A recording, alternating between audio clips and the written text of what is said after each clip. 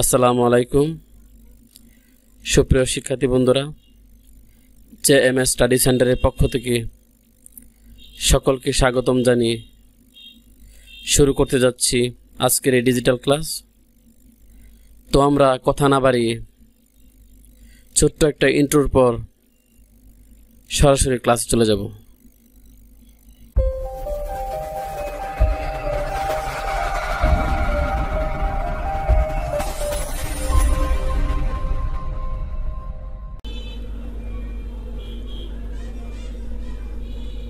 আজকে আমরা আলোচনা করব অধ্যায় ৩ এর দ্বিতীয় অংশ।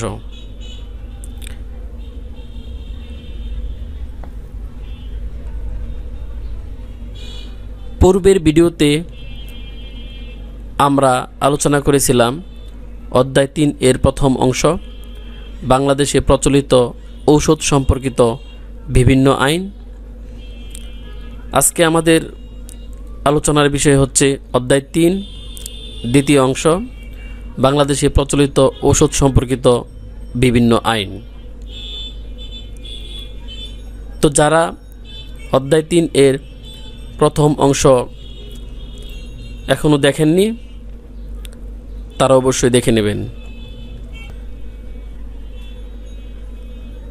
যারা সি ক্যাটাগরির ফার্মাসিস্ট কোর্সে ভর্তি হয়েছেন বা হবেন, এই ক্লাসটি মূলত তাদের জন্য। যারা নিয়মিতভাবে আমাদের অধ্যায়ভিত্তিক আলোচনাগুলো দেখবেন এবং অনুশীলন করবেন, ইনশাল্লাহ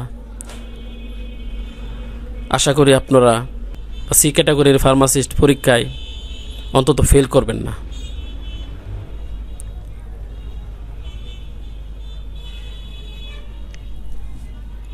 তো আর কথা না বাড়িয়ে আমরা সরাসরি আলোচনায় চলে যাই।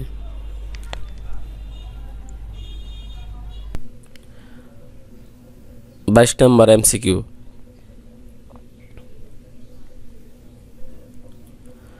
ফার্মেসি অধ্যাদেশ 1976 এর মাধ্যমে ফার্মেসি কাউন্সিল পরিচালনার জন্য কয় সদস্য বিশিষ্ট কেন্দ্রীয় পরিষদ গঠিত হয়?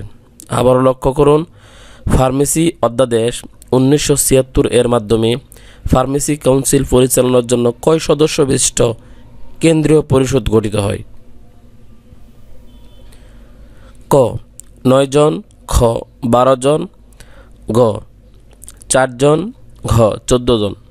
সঠিক উত্তর হবে 14 জন। সঠিক উত্তর হবে 14 জন। 23 নম্বর এমসিকিউ। ফার্মেসি কাউন্সিল পরিচালনার জন্য বাংলাদেশ সরকার কর্তৃক মনোনীত কয়জন সদস্য থাকেন? ফার্মেসি কাউন্সিল পরিচালনার জন্য বাংলাদেশ সরকার কর্তৃক মনোনীত কয়জন সদস্য থাকেন? 4 জন, 5 জন, 1 জন, 10 জন। সঠিক উত্তর হবে 4 জন। সঠিক উত্তর হবে 4 জন।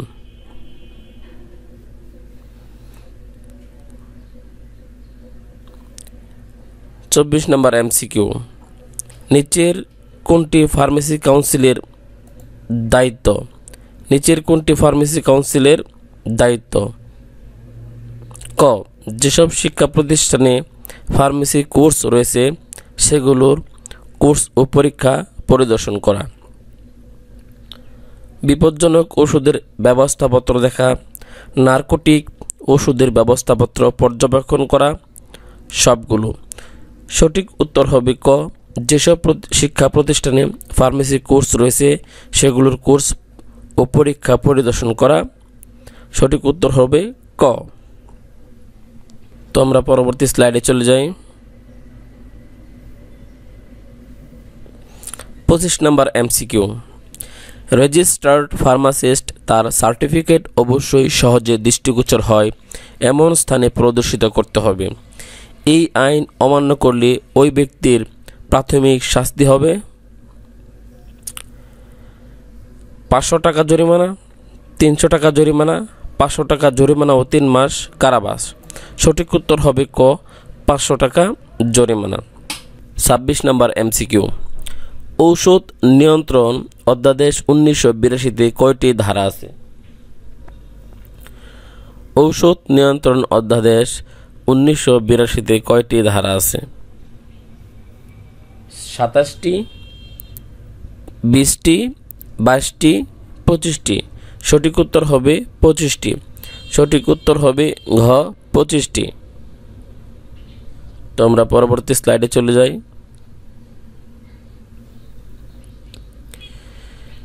27 নম্বর এমসিকিউ। বিভিন্ন ঔষধ রেজিস্ট্রেশন এর ফি নির্ধারণের কথা বলা হয়েছে ঔষধ নিয়ন্ত্রণ অধ্যাদেশ 1982 এর কত নম্বর ধারায়? বিভিন্ন ঔষধ রেজিস্ট্রেশন এর ফি নির্ধারণের কথা বলা হয়েছে ঔষধ নিয়ন্ত্রণ অধ্যাদেশ 1982 এর কত নম্বর ধারায়? ক 7 নম্বর, খ 10 নম্বর, গ 12 নম্বর, ঘ 16 নম্বর। সঠিক উত্তর হবে ক 7 নম্বর। সঠিক উত্তর হবে ক 7 নম্বর। 28 নম্বর এমসিকিউ। ঔষধ বিষয়ক মামলা দ্রুত নিষ্পত্তির জন্য ঔষধ আদালতকে দায়িত্ব দেওয়া হয়। এটি ঔষধ নিয়ন্ত্রণ অধ্যাদেশ 1982 এর কত নম্বর ধারায়? আবার লক্ষ্য করুন, ঔষধ বিষয়ক মামলা দ্রুত নিষ্পত্তির জন্য ঔষধ আদালতকে দায়িত্ব দেওয়া হয়। এটি ঔষধ নিয়ন্ত্রণ অধ্যাদেশ 1982 এর কত নম্বর ধারায়? ক 22 নম্বর, খ 10 নম্বর, গ 12 নম্বর, ঘ 14 নম্বর। সঠিক উত্তর হবে ক 22 নম্বর। সঠিক উত্তর হবে ক 22 নম্বর। 29 নম্বর এমসিকিউ।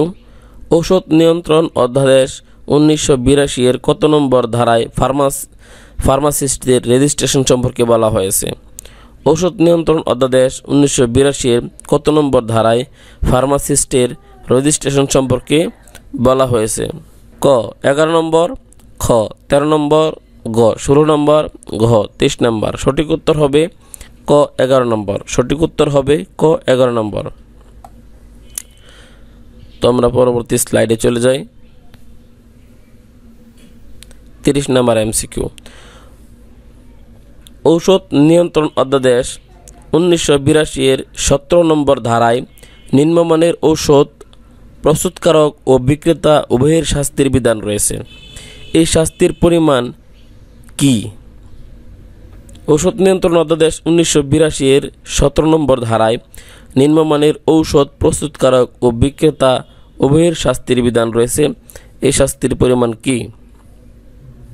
ক 10 বছরের জেল ও 5 লাখ টাকা জরিমানা, 5 বছর পর্যন্ত জেল ও 1 লাখ টাকা জরিমানা, 7 বছর পর্যন্ত জেল ও 2 লাখ টাকা জরিমানা, সবগুলো। সঠিক উত্তর হবে খ 5 বছর পর্যন্ত জেল ও 1 লাখ টাকা জরিমানা। সঠিক উত্তর হবে খ 5 বছর পর্যন্ত জেল ও 1 লাখ টাকা জরিমানা। 31 নম্বর MCQ. National drug advisory council গঠন এর পরামর্শ কোন আইনে বলা আছে? ন্যাশনাল ড্রাগ অ্যাডভাইজারি কাউন্সিল গঠন এর পরামর্শ কোন আইনে বলা আছে? ক ঔষধ নিয়ন্ত্রণ অধ্যাদেশ 1982, ঔষধ আইন 1940, বিষ আইন 1919, মাদক নিয়ন্ত্রণ আইন 1990। সঠিক উত্তর হবে ক ঔষধ নিয়ন্ত্রণ অধ্যাদেশ 1982। সঠিক উত্তর হবে ক ঔষধ নিয়ন্ত্রণ অধ্যাদেশ 1982। তো আমরা পরবর্তী স্লাইডে চলে যাই। 32 নম্বর এমসিকিউ। জাতীয় মাদক দ্রব্য নিয়ন্ত্রণ বোর্ড কোন আইনের কত নম্বর ধারা অনুযায়ী গঠিত?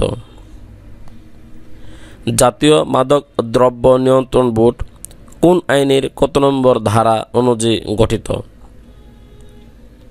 ক 20 আইন 1919 এর 6 নং ধারায়, 20 আইন 1952 এর 4 নং ধারায়, ঔষধ নিয়ন্ত্রণ অধ্যাদেশ 1982 এর 5 নং ধারায়, মাদক নিয়ন্ত্রণ আইন 1990 এর 4 নং ধারায়। সঠিক উত্তর হবে ঘ মাদক নিয়ন্ত্রণ আইন 1990 এর 4 নং ধারায়। সঠিক উত্তর হবে ঘ মাদক নিয়ন্ত্রণ আইন 1990 এর 4 নং ধারায়। 33 নম্বর এমসিকিউ। জাতীয় মাদক দ্রব্য নিয়ন্ত্রণ বোর্ড এর প্রধান কাজ হচ্ছে? জাতীয় মাদকদ্রব্য নিয়ন্ত্রণ বোর্ড এর প্রধান কাজ হচ্ছে ক মাদকদ্রব্য উৎপাদন, ব্যবহার, সরবরাহ নিয়ন্ত্রণ সংক্রান্ত নীতিমালা প্রণয়ন। খ মাদকাসক্তদের চিকিৎসা ও পুনর্বাসনের ব্যবস্থা গ্রহণ। ঘ মাদকদ্রব্য সকল মন্ত্রণালয় ও সংস্থার যাবতীয় কাজের সমন্বয়। ঘ উপরের সবগুলো। সঠিক উত্তর হবে ঘ উপরের সবগুলো। সঠিক উত্তর হবে ঘ উপরের সবগুলো। আমরা পরবর্তী স্লাইডে চলে যাই।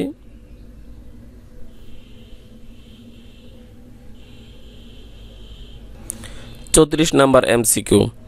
মাদক নিয়ন্ত্রণ আইন 1990 অনুযায়ী মাদক দ্রব্যসমূহকে কয় ভাগে ভাগ করা হয়েছে?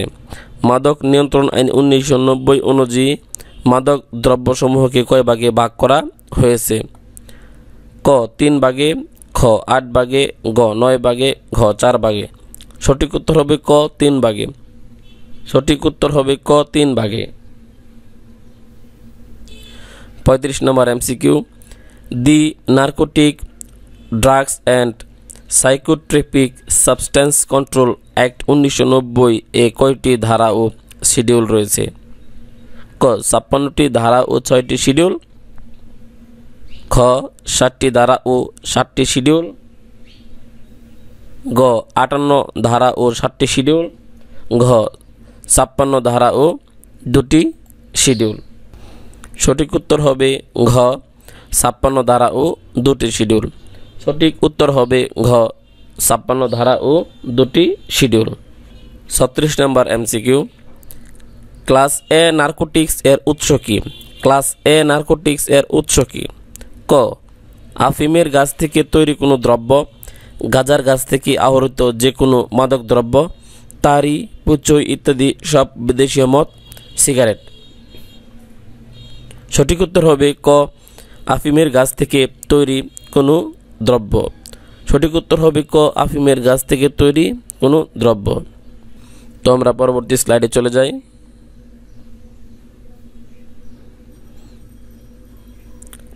সাতত্রিশ নম্বর এমসিকিউ। নিচের কোনটি ক্লাস এ নার্কোটিক্স এর উদাহরণ? নিচের কোনটি ক্লাস এ নার্কোটিক্স এর উদাহরণ? ক সিনোসাইবিল, খ থিবেইল, গ জ্যাথাকোয়ালন, ঘ সবগুলো। সঠিক উত্তর হবে খ থিবেইল। সঠিক উত্তর হবে খ থিবেইল। 38 নম্বর এমসিকিউ। মাদক নিয়ন্ত্রণ আইন 1990 অনুসারে 25 গ্রামের বেশি হেরোইন, কোকেন পাওয়া গেলে কি শাস্তির বিধান রয়েছে? আবার লক্ষ্য করুন, মাদক নিয়ন্ত্রণ আইন 1990 অনুসারে 25 গ্রামের বেশি হেরোইন, কোকেন পাওয়া গেলে কি শাস্তির বিধান রয়েছে? ক মৃত্যুদণ্ড বা যাবজ্জীবন, খ 3 বছর কারাদণ্ড, গ 2 থেকে 10 বছরের কারাদণ্ড, ঘ 6 মাস এর কারাদণ্ড। সঠিক উত্তর হবে ক মৃত্যুদণ্ড বা যাবজ্জীবন। সঠিক উত্তর হবে ক মৃত্যুদণ্ড বা যাবজ্জীবন। আমরা পরবর্তী স্লাইডে চলে যাই। 39 নম্বর এমসিকিউ। ক্লাস সি মাদকের বেলায় যে পরিমাণ পাওয়া যাক না কেন কি শাস্তির বিধান রয়েছে? আবার লক্ষ্য করুন, ক্লাস সি মাদকের বেলায় যে পরিমাণ পাওয়া যাক না কেন কি শাস্তির বিধান রয়েছে? ক সর্বোচ্চ 5 বছরের কারাদণ্ড, খ 20,000 টাকা জরিমানা, সর্বোচ্চ 1 বছরের কারাদণ্ড বা 10,000 টাকা জরিমানা, ঘ সবগুলো। সঠিক উত্তর হবে সর্বোচ্চ 1 বছরের কারাদণ্ড বা 10,000 টাকা জরিমানা।